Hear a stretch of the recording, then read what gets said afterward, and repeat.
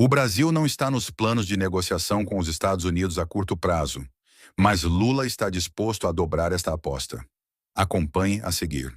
Uma reportagem ontem do jornal Financial Times destaca que o Brasil vai dobrar sua aposta nos BRICS. Lembra que foi a reunião dos BRICS que aparentemente começou toda essa confusão, que Donald Trump usou ela como desculpa para esse tarifaço de 50%? O jornal conversou com Celso Amorim, que é o assessor especial do presidente Lula para relações exteriores. A Amorim afirmou que os ataques de Trump estão reforçando nossas relações com os BRICS, porque queremos ter relações diversificadas e não depender de nenhum país.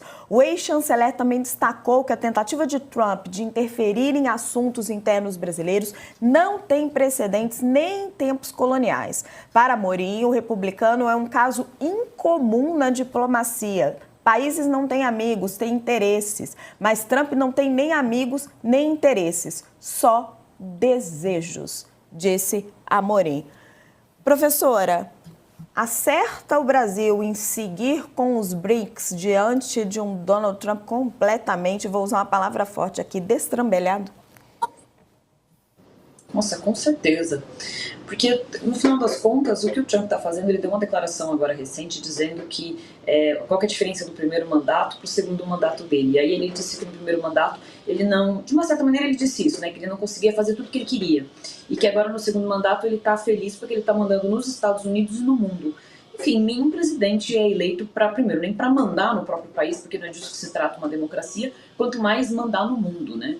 E especialistas nos Estados Unidos têm chamado o Trump de imperador, né, no sentido de que ele vai concentrando o poder e ele cria uma característica que é quase que de imperador, no sentido até daquele que é o escolhido, digamos, pelo povo e também por Deus e que pode tudo, né?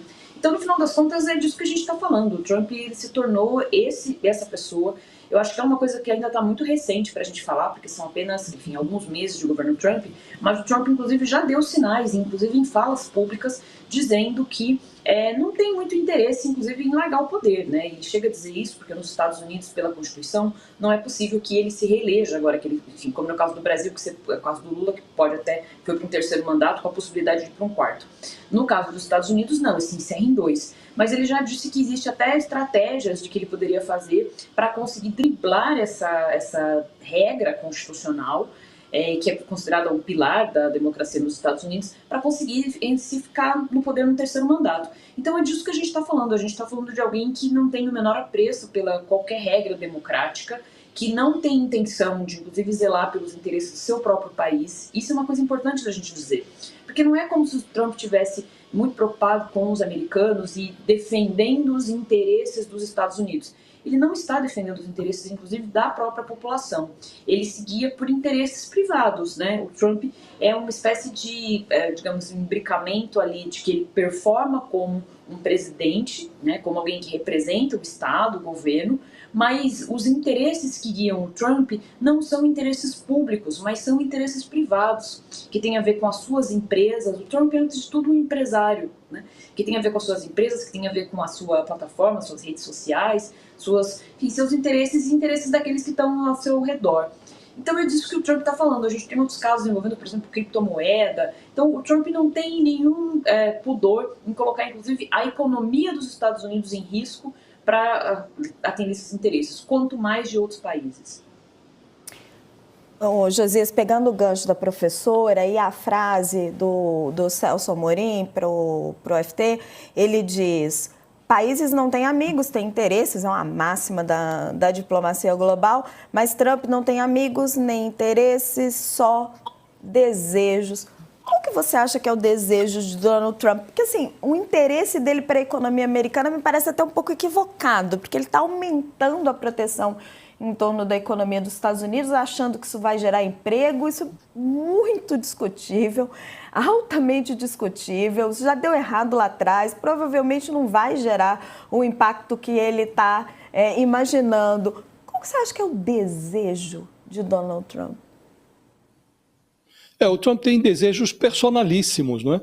E nesse aspecto, o assessor especial da presidência para assuntos internacionais, o embaixador Celso Amorim, ele tem razão. O Trump não tem senão desejos pessoais, não é? E ele atropela até os interesses internos, domésticos dos Estados Unidos, que está agora lá, ralando com os efeitos inflacionários dessa política tarifária do Trump. Não se muda o modo de produção do dia para a noite, né? Imaginar que você vai restabelecer, ressuscitar plantas industriais de 2, 3 décadas atrás, essa diversificação que levou os Estados Unidos a mandarem parte da produção para o exterior para reduzir os seus custos, isso não vai. A ideia de que ele vai vestir novamente macacão em americanos que reciclaram as suas formas de trabalho, isso não existe senão nos sonhos mais alucinados do Trump. Agora, a tarefa do Brasil num cenário assim já era antes, e agora a movimentação do Trump potencializa a necessidade do Brasil de fato, diversificar as suas fronteiras, né? E não só com o BRICS, não. É preciso que o Brasil apresse o fechamento desse acordo com o Mercosul, que já está aí rolando há 25 anos, e agora, na semana passada, de novo, a França voltou a fazer ali, impor condições, e se forem atendidas as novas condições da França, fatalmente o Macron vai aparecer com novas condições, porque não interessa ao governo francês fechar esse acordo e abrir mercados, sobretudo os mercados do agronegócio, para a concorrência com os produtos brasileiros, que são muito competitivos, né? Então é preciso apressar esse acerto com o Mercosul, é preciso abrir novas fronteiras econômicas e é preciso zelar também para uma reconfiguração do BRICS. Hoje, e isso ficou muito nítido na última reunião presidida pelo Brasil, no Rio de Janeiro, do BRICS, há uma diversificação de interesses que já não servem como já serviram outrora ao Brasil, quando o grupo era mais restrito, estava só com Brasil, Rússia, Índia, África do Sul e China. Hoje está lá o Irã, estão lá algumas ditaduras do Oriente Médio, entraram países que têm uma pauta tão diversificada que se distancia do interesse médio do Brasil, do interesse econômico, do interesse geopolítico até, e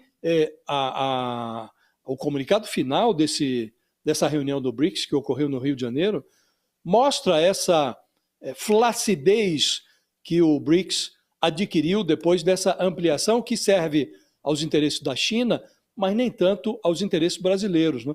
Uma carta final ali, um comunicado, afora o esvaziamento com a ausência do Xi Jinping, o Vladimir Putin, que nem podia vir, porque tem uma ordem de prisão contra ele, e o presidente do Irã também não veio. Então foi uma reunião, de certo modo, esvaziada, e no final,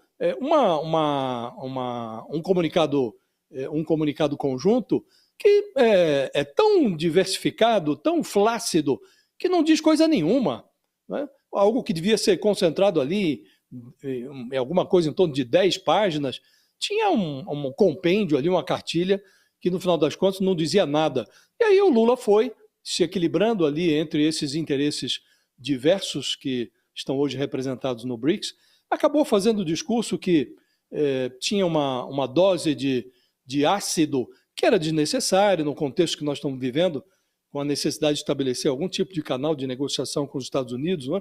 Então tem razão o embaixador Celso Amorim, é preciso diversificar. Agora, esses interesses vão muito além dos interesses que estão hoje representados no BRICS. Seria de todo recomendável que o Brasil aproveitasse esse contencioso com os Estados Unidos para apressar e tentar fechar mesmo, antes do final do ano, esse acordo com a União Europeia. Deixe seu like e siga nosso canal para receber mais vídeos.